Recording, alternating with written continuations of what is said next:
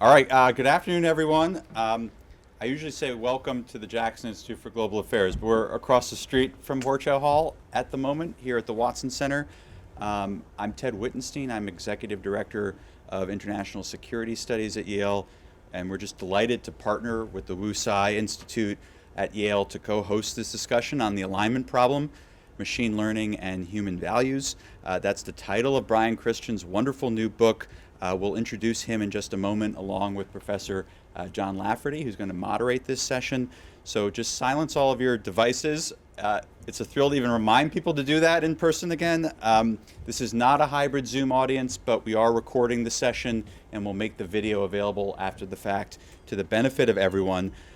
Thanks so much to John Lafferty for inviting Brian to campus and helping us moderate this session. As many of you may know, at the Jackson Institute, we've launched a new Schmidt program on artificial intelligence, emerging technologies, and we're really building bridges across the campus in computer science and data science across the university. And of course, Professor Lafferty has extraordinary expertise in this area himself. He's the John C. Malone Professor of Statistics and Data Science. He has a secondary appointment in computer science, and he's director of the Tsai Institute's Center for Neurocomputation and Machine Intelligence. So thank you so much, Professor Lafferty. Thank you, Brian. I'll let John introduce and kick off the conversation.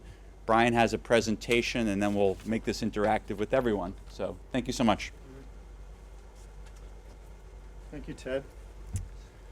All right, so it's a real pleasure and an honor for me to introduce Brian Christian to you.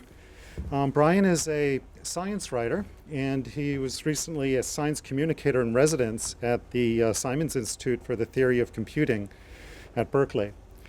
We're pleased to have him here with us at Yale today to speak on his recent book, The Alignment Problem, Machine Learning and Human Values. This is really a remarkable book that dives into the history and the future of machine learning and AI, focusing on the emerging societal and ethical issues that we are rapidly being confronted with, whether we're ready or not. And as the world tries to get its collective head around the implications of the advances in AI, Brian Christian's writing is helping to clarify the issues. Now, as those of you who have read any of his books will know, Brian has a superpower, which is a remarkable ability to distill extremely complex technical concepts in a way that gives the reader a glimpse of the core ideas, in this case, the ideas behind different machine learning and AI frameworks, to understand both their power and their limitations. The Alignment Problem is a book about machine learning, but that, of course, also involves a lot of discussion about human learning and human abilities and biases. Brian is also the author of The Most Human, which looks at AI through the lens of the Turing test, and also Algorithms to Live By, which was co-written with the cognitive and computer scientist Tom Griffiths. So we're very fortunate that Brian is here to give us a presentation on this book, and afterwards we'll have some discussion and we'll welcome questions and engagement from all of you. So welcome to Yale, Brian. It's a pleasure to have you here.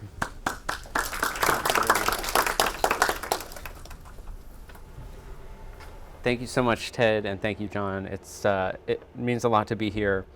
So I want to talk this afternoon about the alignment problem in machine learning, namely how to make sure that machine learning systems that learn by example rather than being explicitly programmed, actually do what we want and what we hope. We find ourselves, I think, at a very crucial juncture around the development and deployment of machine learning systems in the real world. And I think that critically there are questions here not only of technology but also of governance and law and policy in what the path forward looks like. So what do I mean when I say a transformative decade that we're coming out of? Well, many of you in the room will be familiar, but just so that we're on the same page.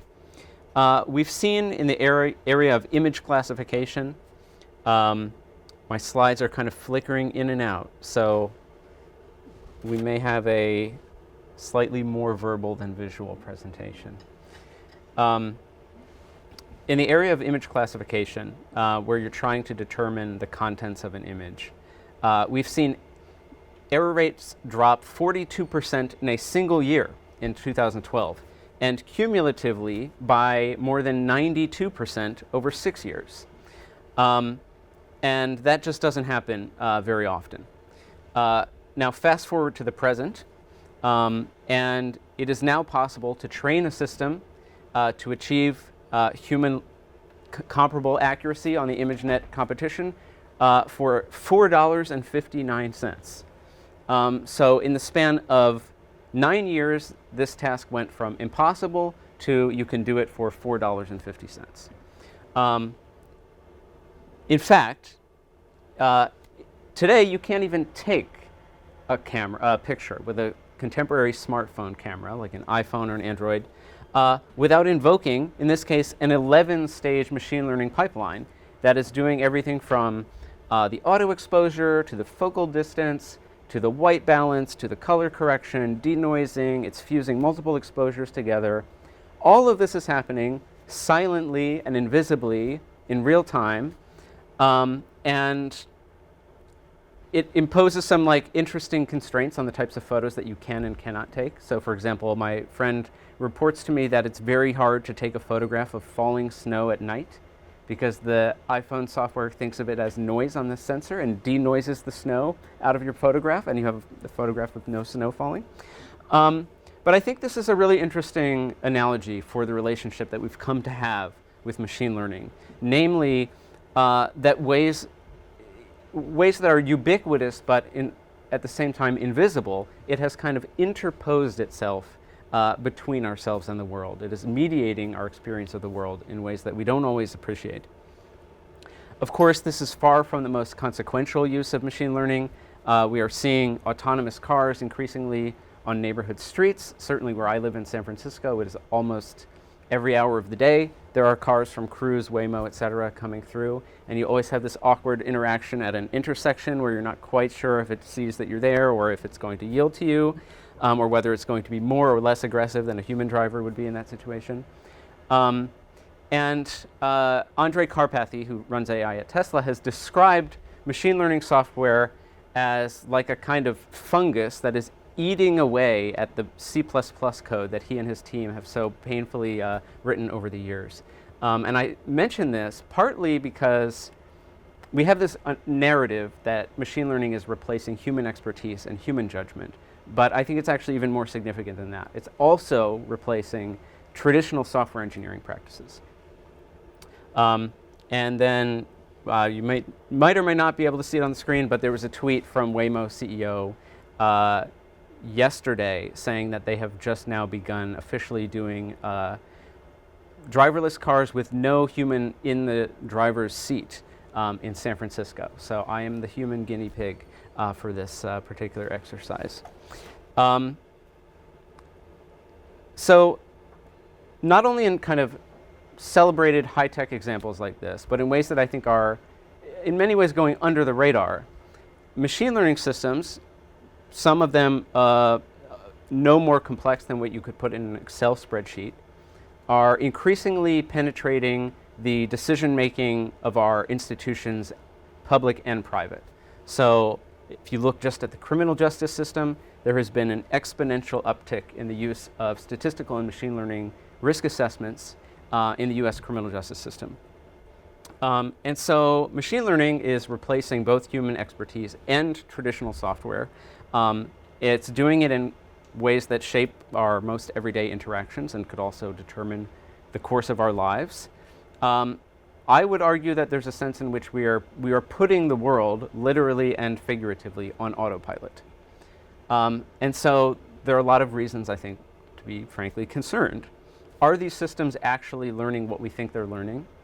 And can we actually trust them to do what we think they're going to do? Now, this is far from a new concern. In fact, it goes all the way back to 1960 when the MIT cybernetics pioneer Norbert Wiener wrote this, I think, very prescient essay called Some Moral and Technical Consequences of Automation. And Wiener used the metaphor of the sorcerer's apprentice, which many of us know as this lovable Mickey Mouse cartoon, where Mickey enchants this broom, animates this inanimate object, and gives it some simple command, like fetch water from the cauldron. Of course, Mickey is not quite precise enough in how he formulates his command, and anyone who's watched the cartoon knows that he ends up almost drowning himself by the time that the master magician appears.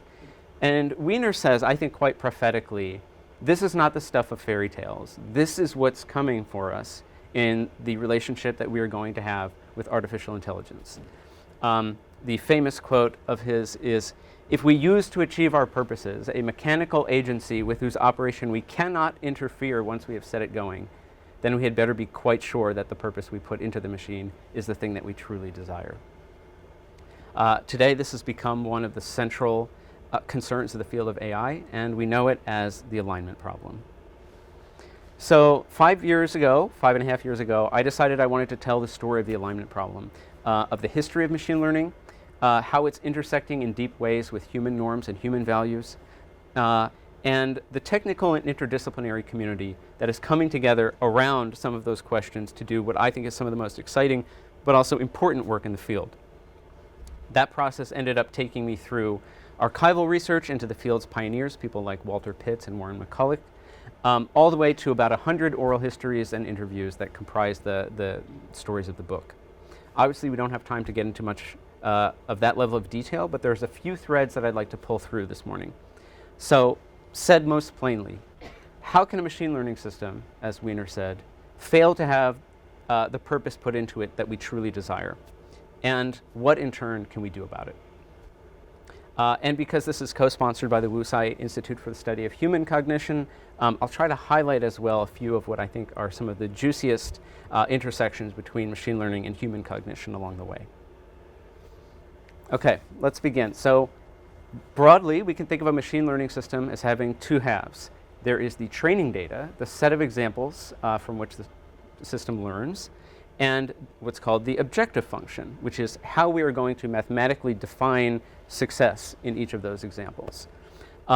Each of those offers an opportunity for things to become misaligned, and we'll look at each of those in turn. I'll start first with the training data, and I'll be a little bit briefer here so there's more time to talk about the objective function.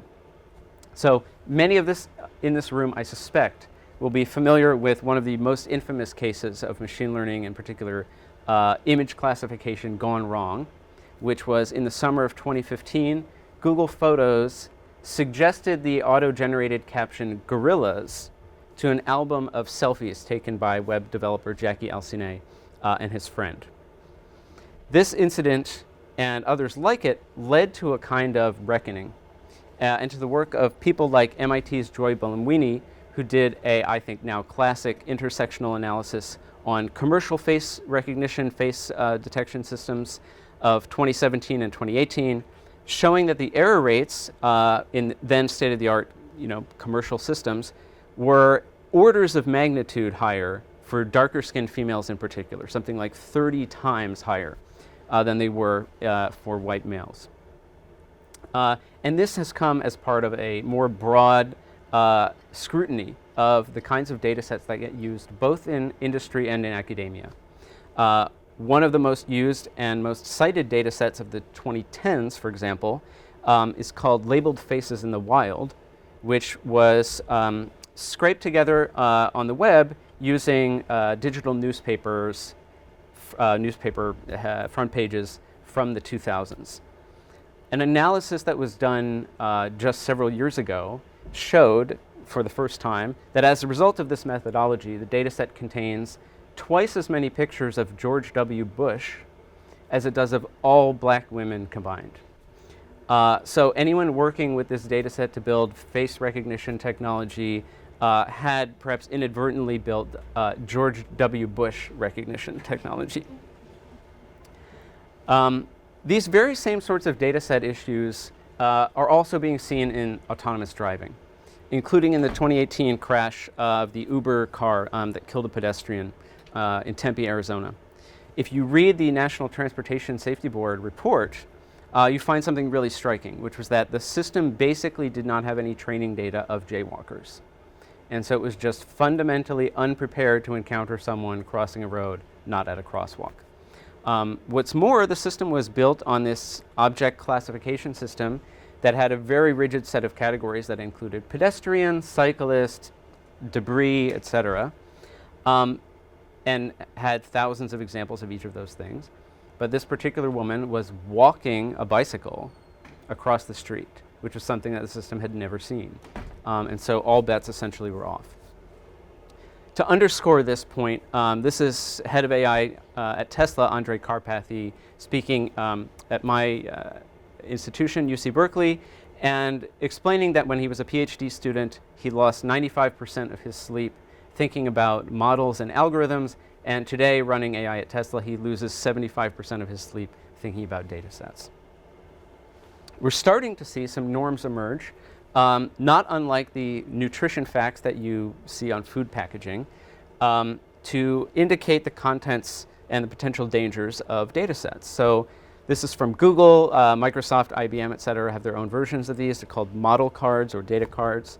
And they include information about the provenance of the data and possible misuse, possible bias, et cetera. And labeled faces in the wild itself, now starting in 2019, comes with this big red warning label attached telling you about the various SKUs in the data set. These sorts of disclosures I don't think will prevent all harms, and neither do nutrition facts for that matter, but it's a start, and I'm encouraged to see that norm emerging. Although I suspect Andrej Karpathy will have to keep losing sleep for the foreseeable future. So we'll come back a little bit to questions of training data at the end when we talk about language models. But for now, let's shift the focus to the objective function.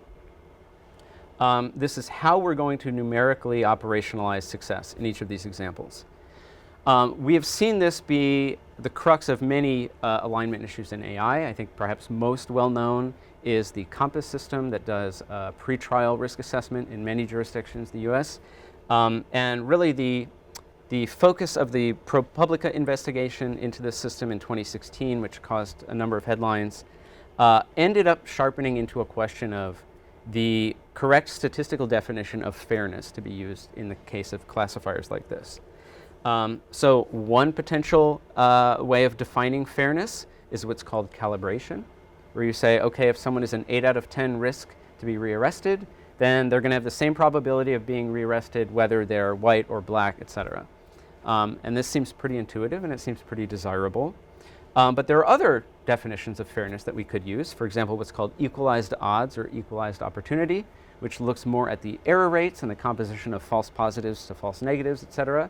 And it looks for this property to be the same across different groups. And that also seems like something that we would really want and seems intuitive and an aspect of our legal intuitions about what fairness might actually mean. It turns out, we don't have time to get into this, but a system can't satisfy these definitions at the same time. And so we are left with, I think, a really interesting set of questions at the intersection of computer science and public policy around how we want to statistically operationalize these ideals of fairness and equal treatment that exist in the law. You could think about even the infamous Google Photos gorillas example that we began with as a matter not only of training data gone wrong, but also of an objective function gone wrong. So the classic objective function that's used in image classification is what's called cross-entropy loss, but you can simply think of it as wanting to minimize the number of misclassifications. Well, what could go wrong? That seems quite intuitive indeed. If all you care about is minimizing the number of misclassifications, then you're implicitly assuming that any misclassification of any x as any y is equally harmful. But I think part of what the Google Photos example shows us is that this is not true at all. There are many, many errors made by Google Photos that didn't result in a national scandal and personal apologies from the engineers. In fact, I think it's probably likely that certain misclassifications are millions of times more harmful than others. And so how do we try to reorganize some of the fundamental objective functions of something like image classification? There are a number of computer scientists, including Stuart Russell, who have argued that we should make this loss matrix itself something that we want the system to learn. We'll come back to that idea at the very end. Thus far, we've been talking about what's called supervised learning, as many of you are probably familiar. In discussing the objective function, I'd like to now turn our attention to a different branch of machine learning, which is called reinforcement learning. So if supervised learning is about predicting certain hidden attributes from visible attributes, reinforcement learning is about essentially maximizing rewards and minimizing punishments through a series of behaviors. Now, this has been used in many arenas within machine learning, and some of the, I think, most significant successes, like playing Atari games with superhuman capacity, defeating the world champion at Go, increasing dexterity of robots, and so forth, are examples of reinforcement learning. Reinforcement learning is also, I think, to an underappreciated extent, being used in consumer tech. So this is a very interesting paper that Facebook published a few years ago, talking about the use of reinforcement learning for delivering notifications to users. So they had previously used a supervised learning system that simply ranked all the possible notifications by the probability that you would interact with them. And then if it was over a certain probability, they would send you the notification. And this led to various things, including people getting burned out and turning notifications off, which they didn't like.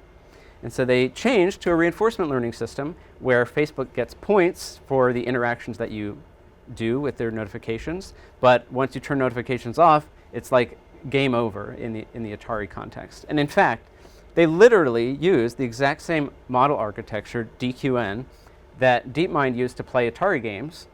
Facebook is now using this to play us, right? So I think we're all familiar with the expression, you're not the consumer, you're the product, but I think we can maybe add another adage, which is like, when we think about the gamification of social media, we are not the player, we are literally the game as far as Facebook is concerned. We are substituting for the Atari in this context.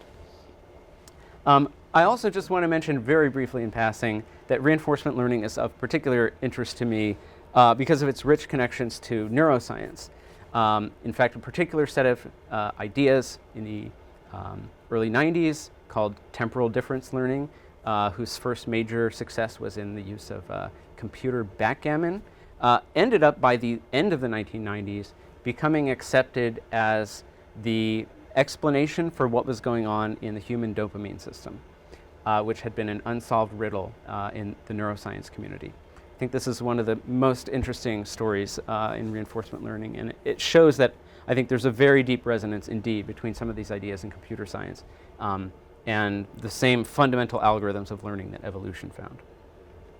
But what I want to focus on is this mysterious numerical reward at the heart of reinforcement learning, these points that the system is trying to maximize, because that reward function is what determines the behavior.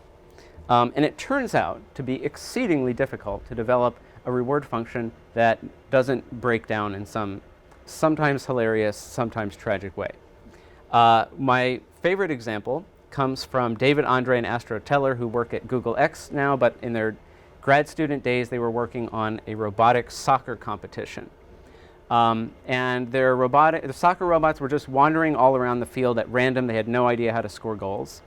And so they decided to give them a tiny numerical incentive, which in computer science is called reward shaping, but you can just think of it as an incentive, of something like 1/100th of a goal for taking possession of the ball.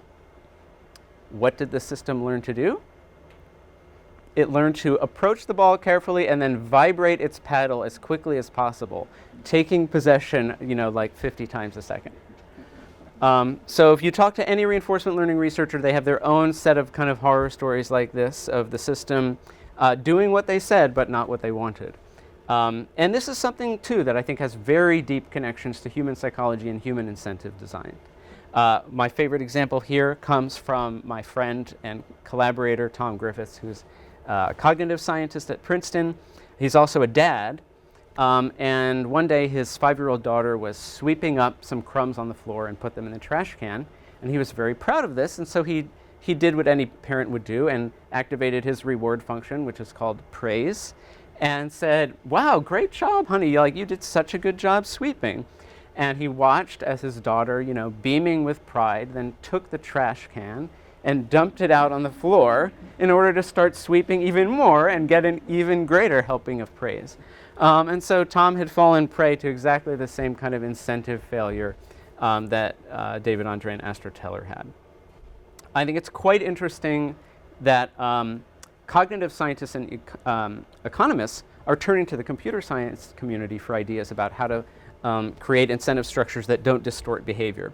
But the moral for our purposes in thinking about alignment is simply that it's very hard to create an incentive system that doesn't break down and can't be exploited in some way. We see this even in toy environments like Atari games. In the simplest of Atari games, it might be possible to simply reward our system for getting points in the game. Space Invaders is one example. But even by the time we get to Super Mario World, points don't really reflect the actual playing of the game. Like, you can get points for getting coins and breaking bricks, but that's not the point of the game. The point of the game is to save the princess. And if you look at, for example, this boat racing game, which is called Coast Runners, there's a famous example from OpenAI. They trained this system to maximize points in the boat racing game, but it found a loophole where you can do donuts in this little harbor that has these self-replenishing power-ups, and it forgets about the race altogether and just drives off the course to do these donuts infinitely. In games that are very stingy with points, for example, this one called Montezuma's Revenge, then a system based only on random exploration and then using reinforcement learning to get more and more points, will never figure out how to get the points at all and will just sort of give up and stand there and not move at all. I think this is very telling. So even in these really toy sandbox domains, it's very, very difficult to articulate a reward function that incentivizes what we actually want the system to do. So what hope do we have in any kind of real world setting, like driving a car through the street, of making this work? The conclusion, I think, by most people who think about AI safety is that generally speaking, it is simply not safe to manually supply a reward function to an RL system, particularly in the real world. There's always going to be some weird loophole or something it's going to exploit. But maybe we can do something else. Maybe we can make the learning of the reward function part of the machine learning problem itself.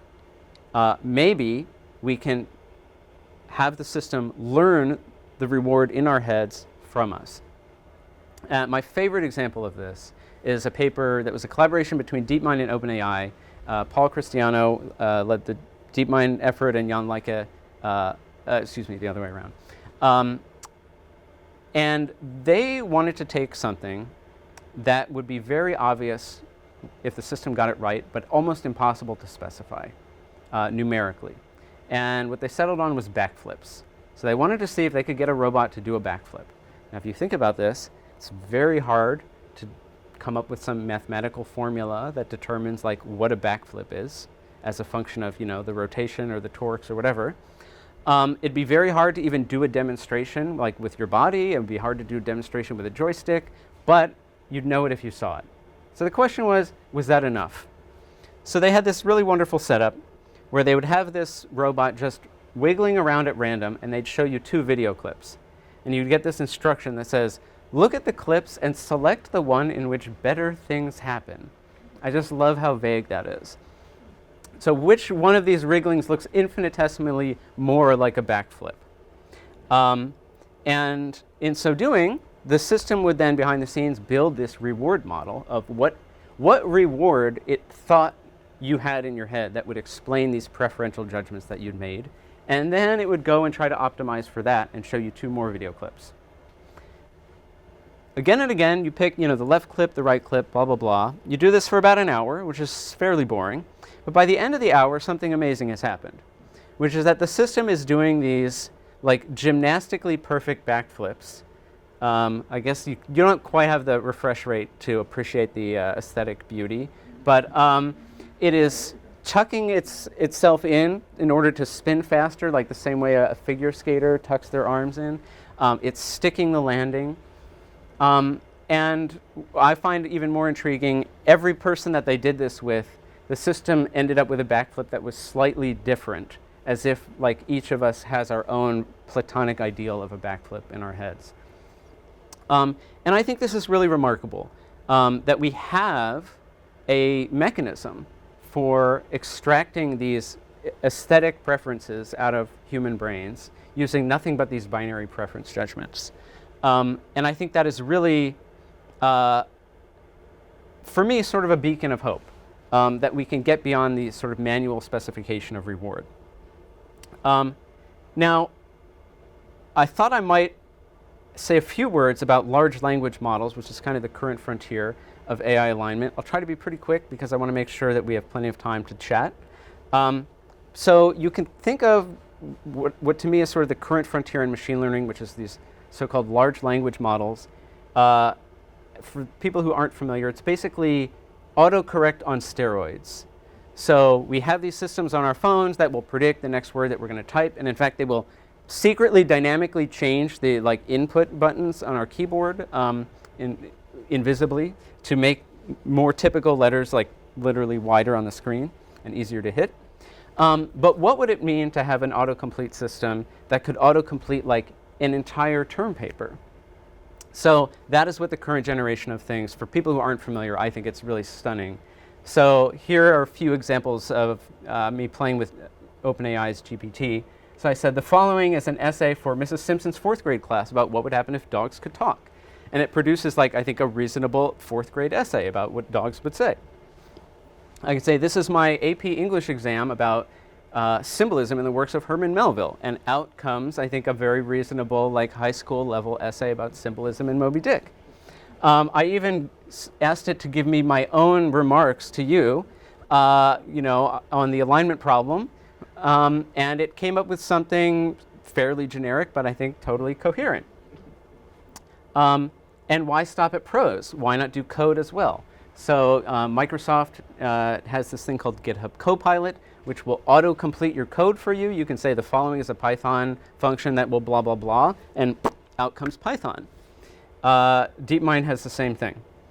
But there is a fundamental alignment problem here between the autocomplete objective and these systems actually being helpful to us. So, for example, if you say, explain the moon landing to a 6-year-old,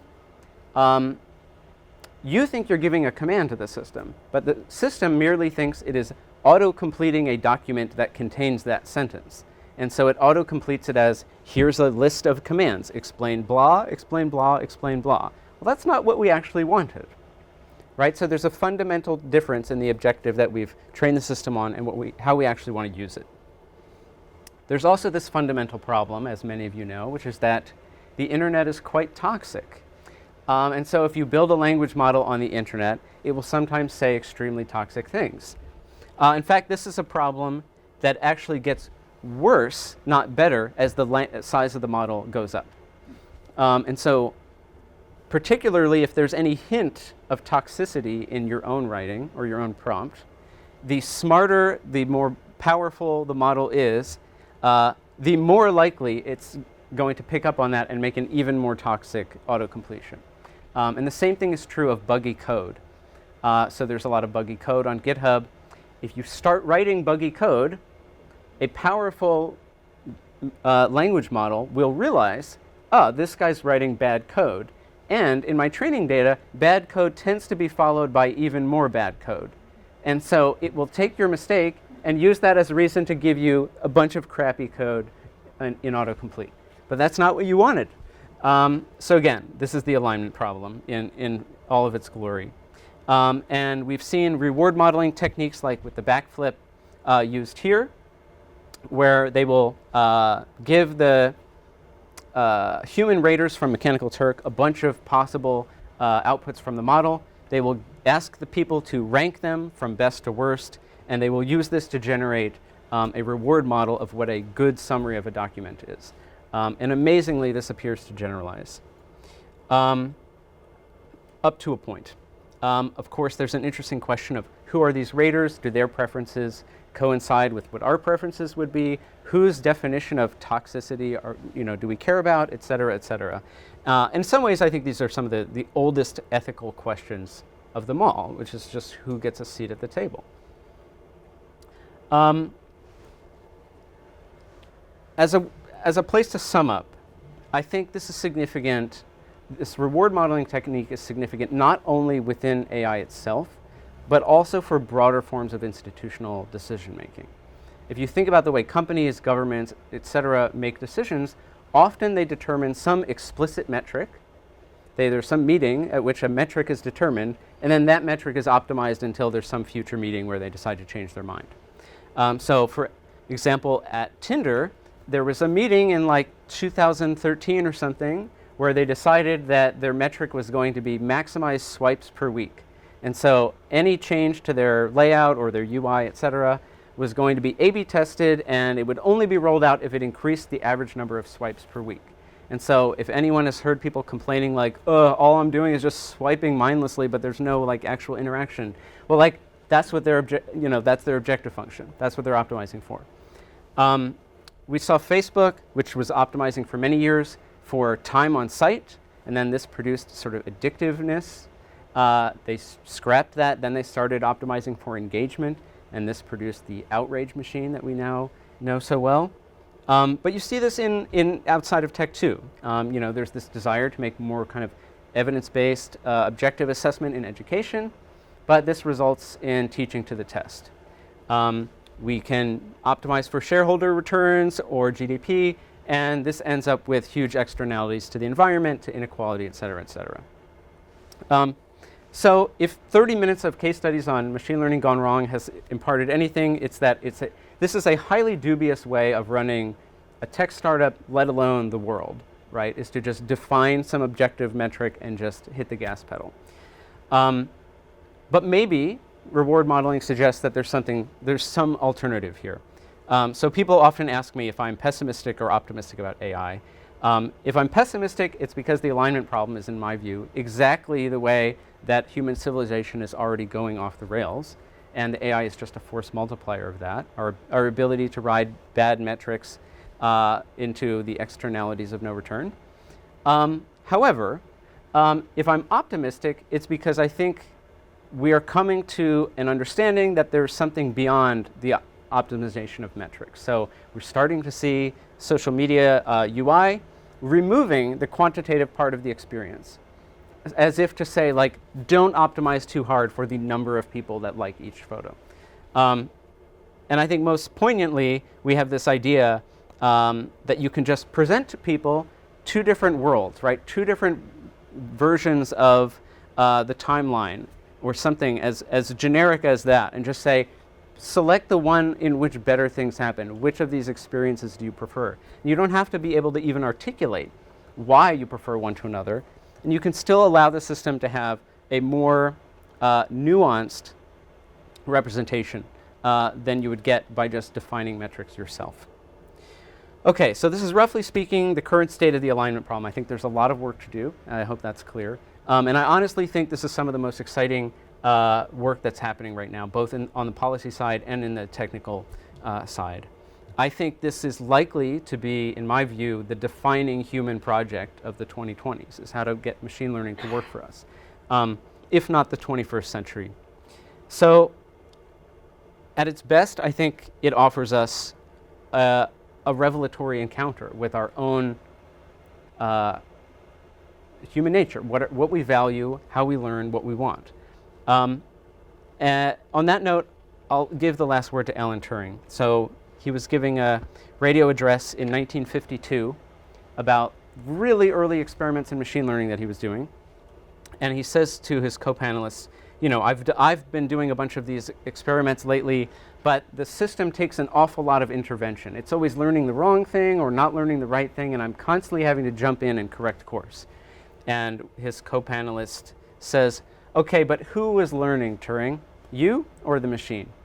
And he says, well, I guess we both were. Thanks.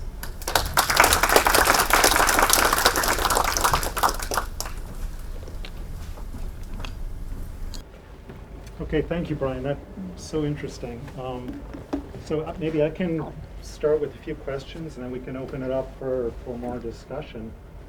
But maybe I can start with your last quote from Turing is a good place to start. And one of the things I wanted to ask about, which is coevolution of humans and machines. So machine learning has advanced. Some people like to joke by stochastic graduate student descent. And that's one type of survival of the fittest algorithms evolution that has advanced the technology for many years. But as these systems have become fielded and used by people, there's this coevolution where, as we use them, they become adapted to us, and we become adapted to them. Is that Turing quote hints at, and without becoming. We could become grandiose about it, and it's sort of draw an analogy between the agricultural and the industrial revolutions that the AI revolution is leading us into now. But what are your thoughts on how, machines and human societies are going to co-evolve in this way? I think that's a great line of inquiry. There's a quote that comes to my mind from Hannah Arendt, where she's talking in the mid-20th century about behaviorism. And she says, my problem with behaviorism is not that it's false, but that it could become true. And I think about that quote a lot in the context of AI. I think it is true in almost any computer system, whether it's sort of traditional object-oriented programming, where you have to design this like mini world with nouns and verbs, or something like machine learning, where you're determining like a category structure, et cetera.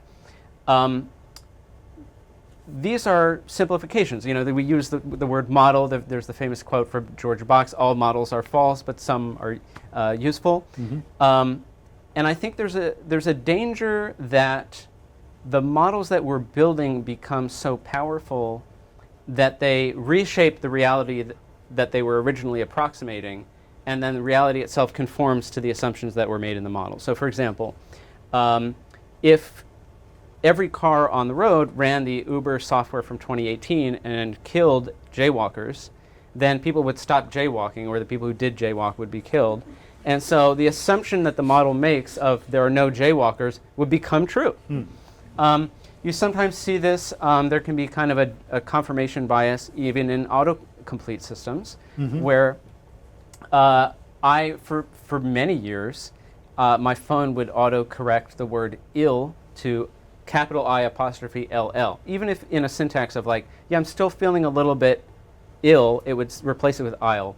I don't know if 2022 is the year we finally stopped doing that. But my response to that is like to fight it the first couple times and then to just cave and be like, okay, you want me to say sick? I'm sick.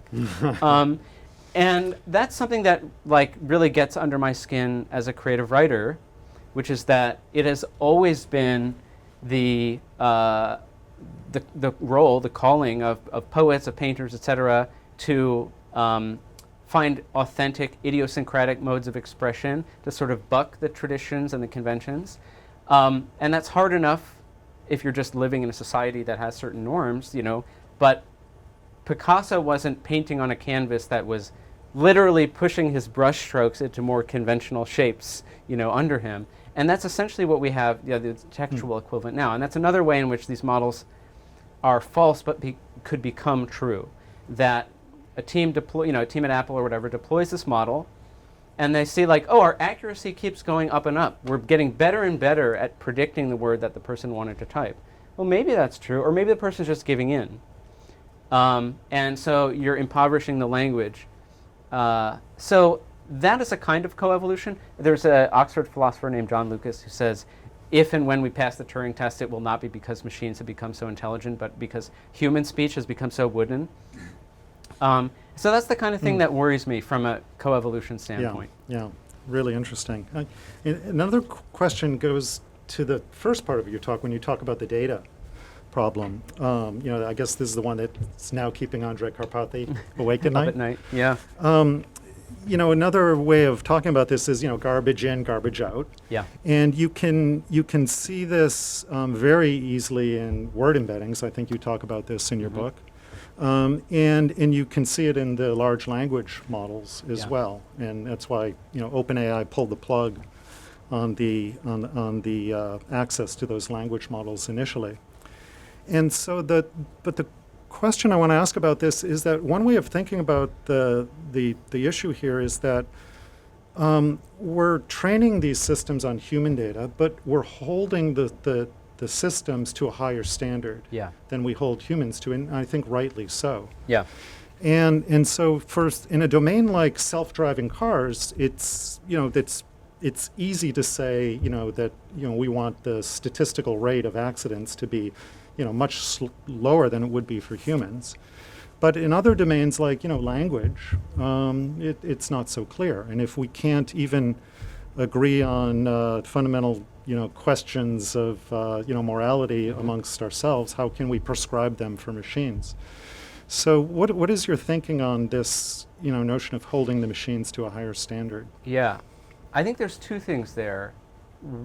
The first part is this idea of how can you do better than human morality. There was a quote from a Google researcher saying, this idea that we need machine systems to embody human values is not good enough because human values are not good enough as they are today. And it's interesting because you would see this in like the 80s, 90s, 2000s in the game playing literature, because back then a lot of the methodology for even like the way Deep Blue played chess was we're going to start with a huge database of grandmaster games and learn to predict the way that the grandmaster plays, and then we'll play like that. And you started to see, even in computer checkers, people are writing like, yeah, but our program is going to get to a certain point where it's actually better than a human, but because it's going to play a different move than the one the human played in that situation, we're going to tag that as like an error. And so how can we ever hope to transcend that barrier? And essentially, the way that you do it is by, just having the program play itself from scratch. And this is like AlphaZero and so forth. And you can sort of throw the human data away either later or just from the very beginning, never use it.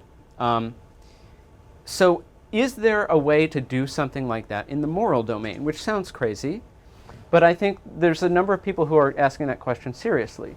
One of the people who comes to my mind is Paul Christiano. He was at OpenAI. He now runs his own thing called the Alignment Research Center.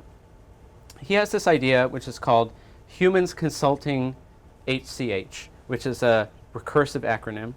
And the idea is that you ask people some question, and you give them a computer system as like a resource, like as a research assistant.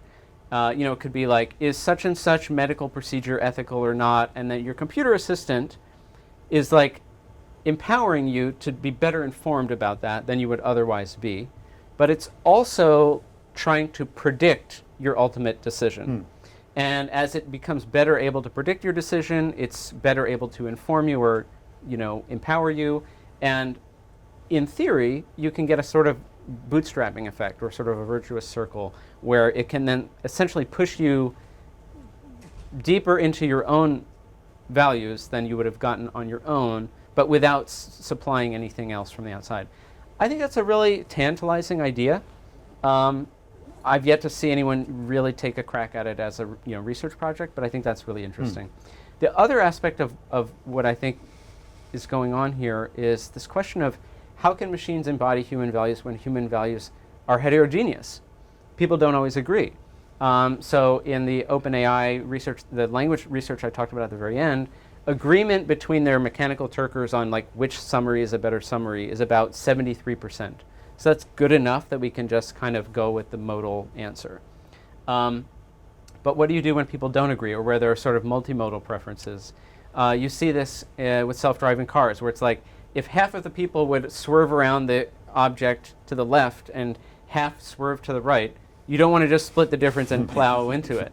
And so work on how to deal with like heterogeneous preferences. I mean, you see, even something as seemingly banal as like a recommendation system, like for parents who have children that use their Spotify account, their Spotify is like forever polluted with these like dumb children's songs, and they can never like get back to the music that they like. And so even multimodal preferences for something as seemingly everyday and banal as like music, we still haven't figured that out, and it's sort of an open research problem. Yeah, and then replace parents and children with one human society, one country, and another, and these problems are magnified. So I want to open it up to questions, but before I do, one question that I think a lot of people would like to ask you, which is that, I think you really have a remarkable ability to distill, very complex ideas in machine learning and communicate them very effectively.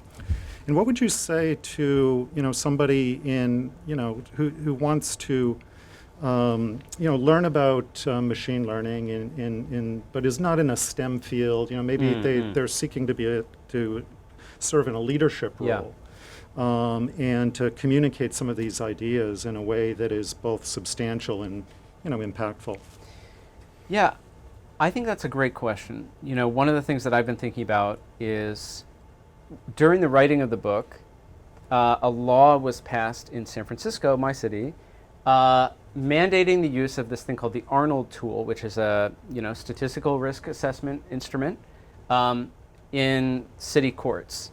And I went with the person who's now the DA in San Francisco and sat in on arraignment hearings for a day. It was like maybe a week or two after that law went into effect. It was very interesting hearing these judges, get this readout of this statistical system and say, okay, your trial date is 4 weeks from now. I have to decide whether you stay in jail or go home in the next 4 weeks. This thing says you're like an 8 out of 10. That sounds kind of bad, so I guess you're going to go to jail? I'm exaggerating slightly, but that was the kind of thing that one heard. And I've thought a lot about how for many people in non-technical fields, you could be a judge sitting on the bench for 20, 30 years. Suddenly there's a law that's passed that says now you have to work arm in arm with this machine learning system.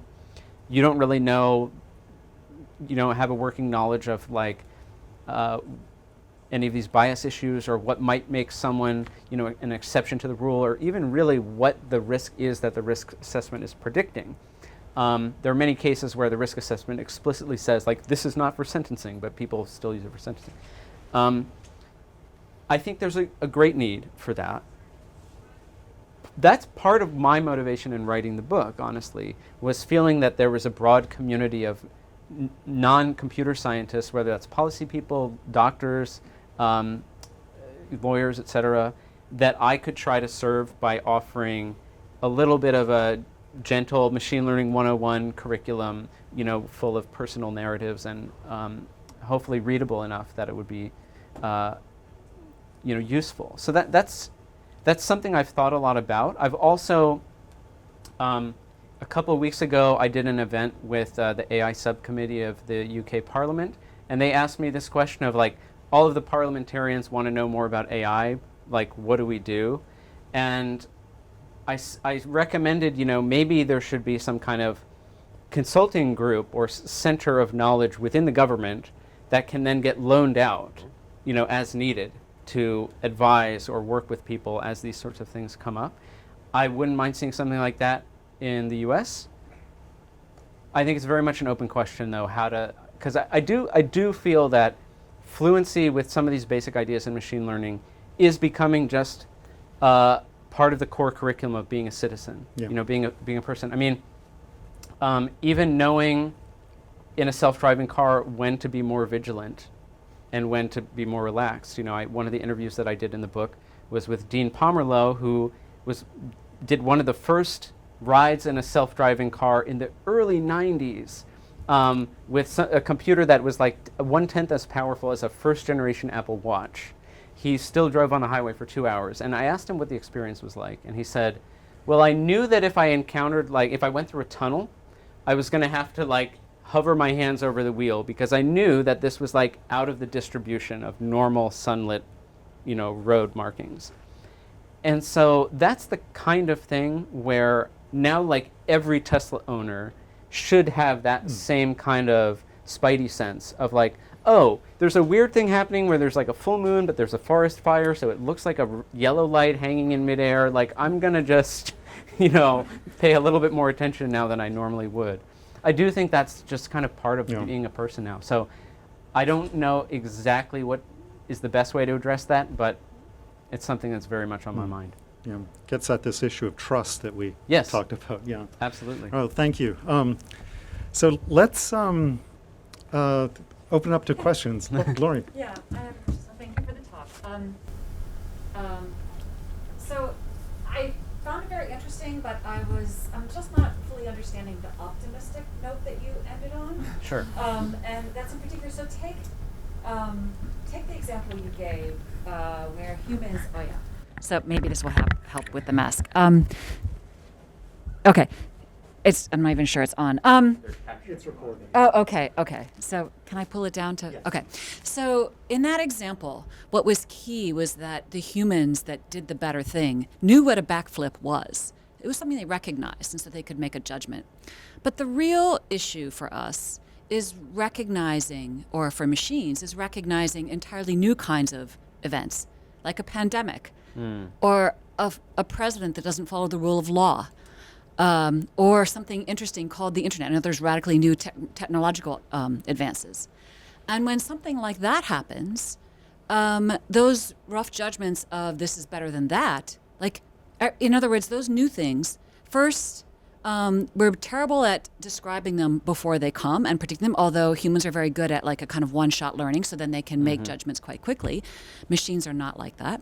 And moreover, these better than judgments that the machine might be relying on could, I think, quite straightforwardly be invalidated, because everything changes, or deep things change in all kinds of unexpected ways. Yeah. That just seems to be, that's the real problem. It's not that using machines for things that we already have control over. No, it's about trust with entirely new categories of events. So I was just sort of deeply unclear on, I mean, that seems like a nice thing, but that's not, for me, the real alignment problem.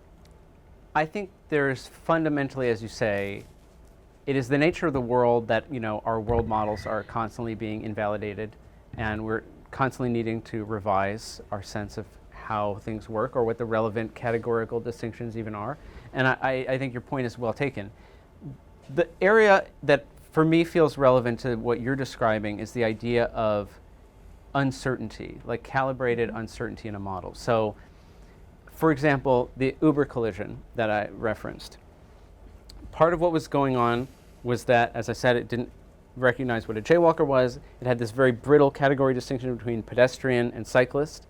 And so if you read essentially the black box output of what the system was thinking, like in the 5 seconds before the crash, it was like, oh, that's a person. No, it's a cyclist because I can see the frame of no, they're definitely walking. Their feet are on their, no, there's definitely a handlebar and it's flickering between these two categories. And I think that alone should have been evidence that the system didn't really know what it was dealing with, and its category structure was inadequate. Sorry, there's a difference between uncertainty, where you're not sure if it's A, B, or C, and unknown, okay? Which is a different kind of uncertainty in probabilistic literature. And then you haven't got, it's not, oh, is it A, is it B, is it C? It's some other kind of thing that you can't classify, and that's the problem I'm trying to target. So I think it's different. So, I mean, there's work on this. Tom Dietrich at University of Oregon has what he calls open category learning. So there's this idea of how do we do object classification when one of the classifications is like, I have no idea. And so he did a project with the EPA on, of all things, identifying flies in a stream. And it turns out that a lot of the stuff that you catch in a net, if you put it in a stream, is not any kind of fly at all. And so it ended up being that they needed like a very robust, this isn't any of those things mechanism. And so that sort of work, I think, speaks to what you're talking about. Obviously, I think we need to go further. I'm going to help MC here. Question back there. Yeah, hold on. I'm coming your way. Give me 1 second.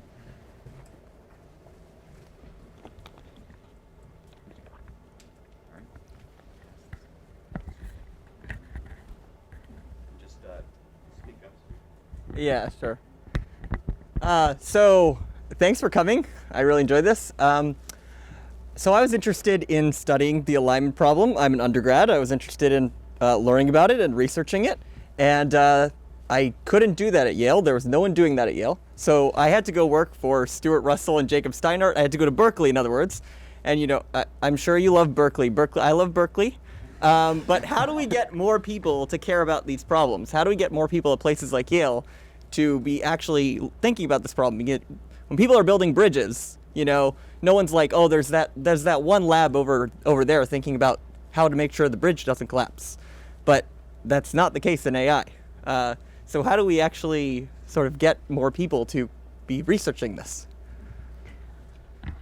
I would say for my part, I think growing the field is very much one of the ambitions that I had with the book. So as I said, one of the ambitions was to help non-technical people feel like they can become, sort of have a working fluency in machine learning. And the other of my main goals was to bring more people into the fold.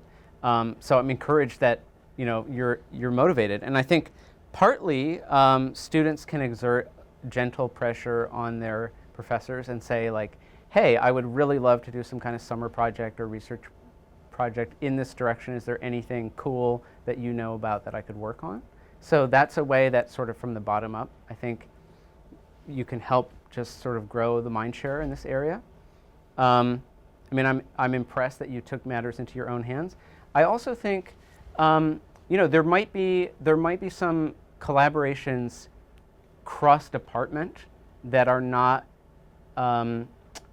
immediately obvious, but you might find some kindred spirits in neighboring departments. So, we were talking earlier, one of my closest friends and closest collaborators, Tom Griffiths, I met when I was a computer science undergrad. I was really frustrated because I didn't feel like anything that was happening in the CS department reflected my desire to learn more about human cognition. And I bumped into this guy from the cognitive science department that said, well, yeah, I basically used the tools of computer science to think about people. And I was like, oh, there's the guy. He was just in the other department. So that might also be possible.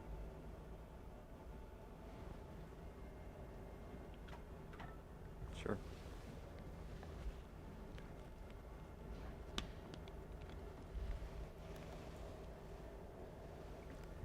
Thanks again. Thanks for this talk. This was super interesting. I also have been, speak up a little more. I've also been really interested in this alignment problem. I actually think I'm going to be working on it next year, like for part-time research doing this kind of thing.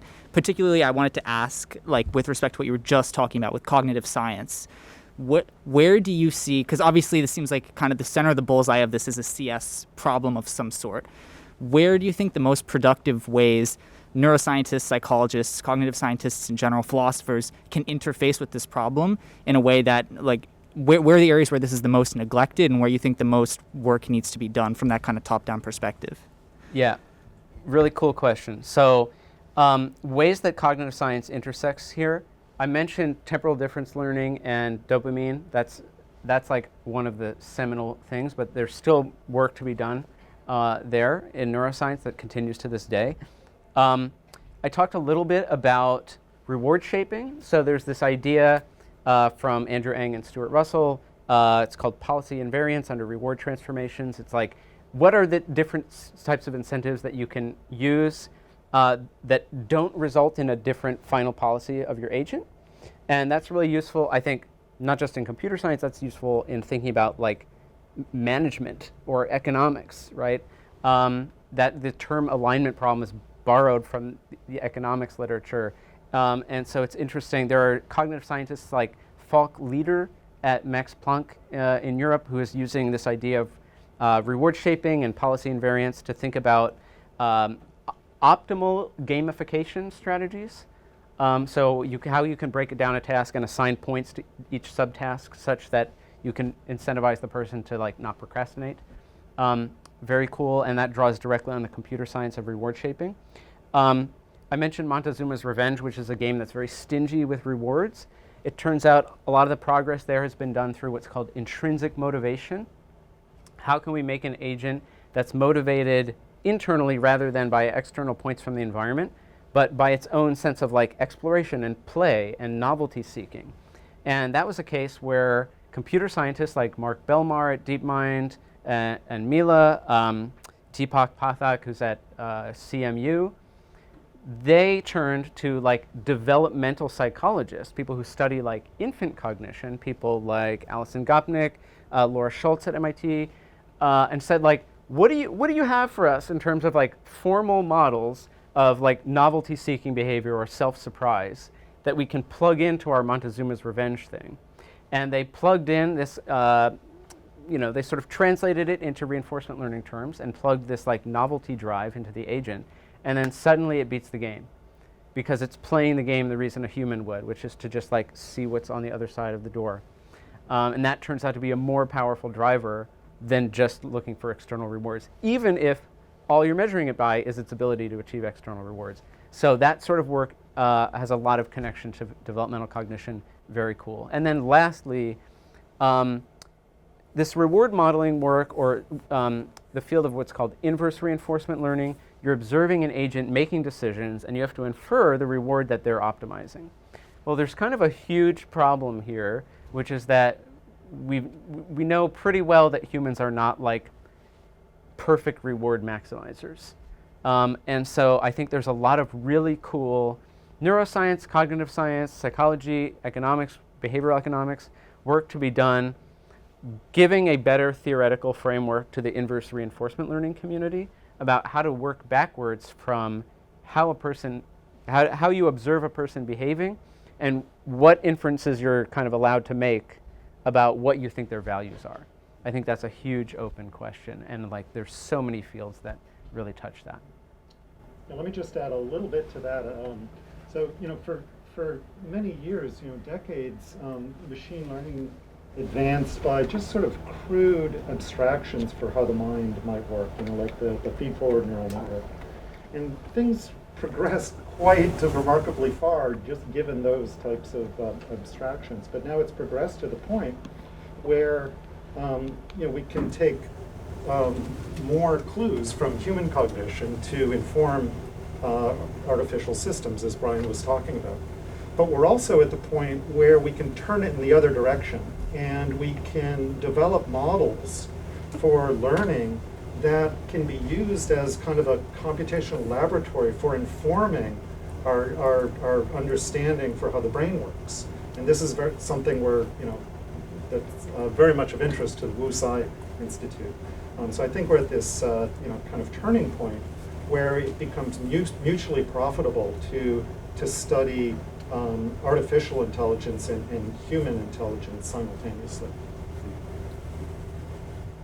Time for a final question.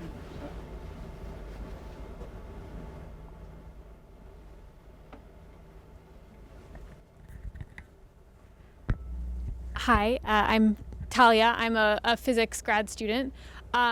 My question is, I wanted to pick up on the point you raised about the kind of analogy to nutritional labeling, being clear about how an algorithm was trained or what its objective function is. So I wonder about what you see as the future of that, how it could be built on or expanded. In particular, I'm imagining, like, you mentioned what the goal was of Tinder and Facebook, how they measured success.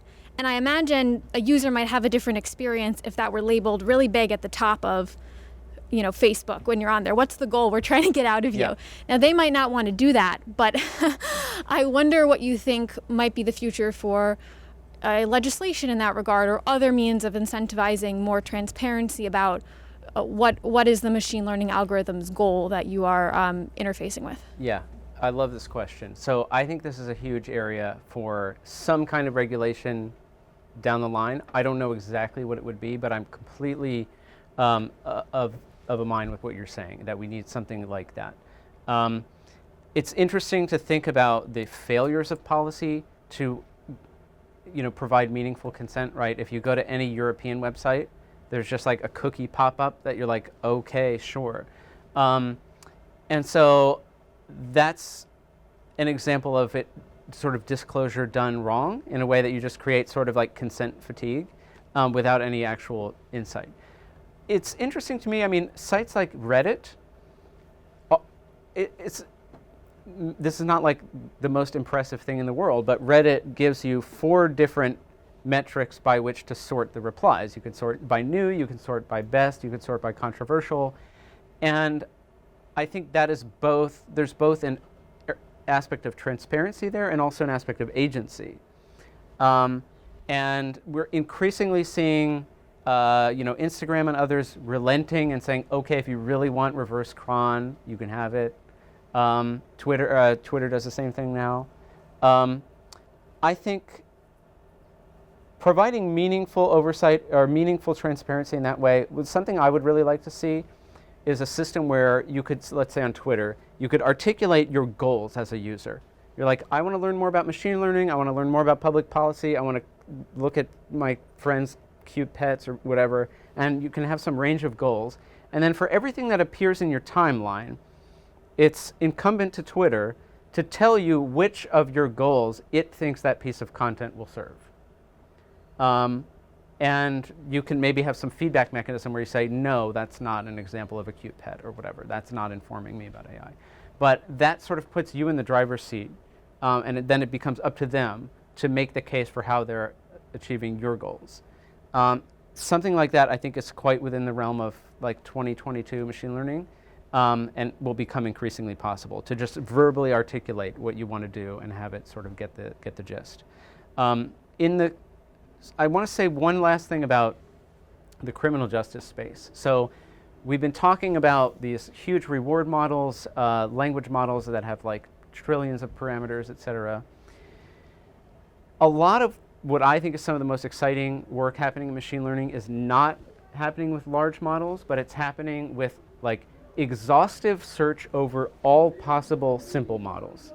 So there's a computer scientist at Duke named Cynthia Rudin, who has done work on both in the medical context and in the criminal justice context on creating optimal simple models that are competitive accuracy-wise with neural networks and come with a sort of certificate of optimality that says, of all simple models, we can prove that this is the best one. And for example, she has a model, which I can probably tell you the entire thing off the top of my head. It's, if you are under 20 and male, predict that you'll be rearrested, and you're arrested, predict that you'll be rearrested within 2 years. Or if you're under 23 and you have 2 priors or more, or if you have 3 priors or more, predict rearrest within 2 years. Otherwise, predict you will not be rearrested within 2 years. That is the entire model. I've just told you the entire thing. And that is competitive for accuracy against Compass, which is this proprietary closed source thing that costs however much money and no one knows what is really in it, and people write papers trying to reverse engineer it because it's such a big deal. In some ways, I think it is now like inexcusable for a government to use a proprietary tool when they could use something that fits into a single English sentence, because effectively these models, in my view, become extensions of the law. Right? If this is determining, or at the very least informing, whether you are released when you're arrested or not, pending trial, so you haven't been tried yet, that is, in my view, an extension of the law. There's the famous Lawrence Lessig quote, "Code is law." Well, I think we should demand that the law be on the books and legible to the people that are beholden to the law. And so to the degree that machine learning models are the law, then we should demand that they're both legible and publicly available. So I would support legislation, for example, that mandated the use of models like that in those situations. Mm-hmm. So I think sadly we've reached the end of our time, but please join me in thanking Brian and also John for moderating this conversation.